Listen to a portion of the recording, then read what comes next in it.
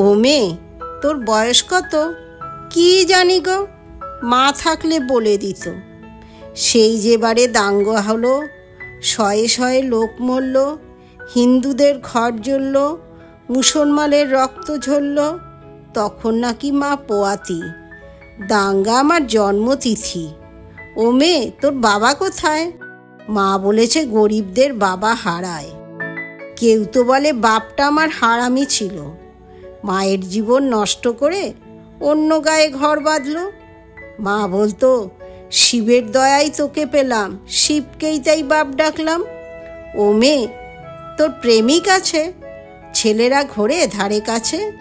প্রেমিক কি গো, মিষ্টি মিষ্টি কথা বলে, স্বপ্ন দেখায় দিন দুপুরে, চুড়ি কাজল মেলাতে কেনায়, ঝোপের ধারে জামা খোলায়, এসব নন্দ কাকা করেছে দুবার, প্রেমিক ওকেই বলবো এবার। ও মেয়ে, তোর পদবী কি?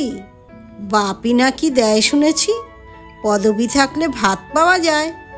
বাপের আদর কাঁদায় হাসায়, ওটা কি বাজারে মেলে?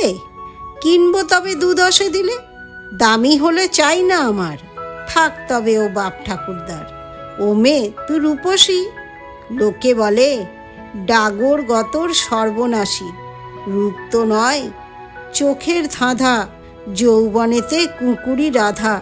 পুরুষ চোখের ইশারা আসে, সুযোগ বুঝে বুকে পাছায় হাতও ঘষে। রূপ কি শুধুই মাংসপেশি? তবে তো আমি খুব রূপসী। ও মেয়ে, তোর ধর্ম কি রে? মেয়ে মানুষের ধর্ম কি গো? সব কিছু তো শরীর ঘিরে।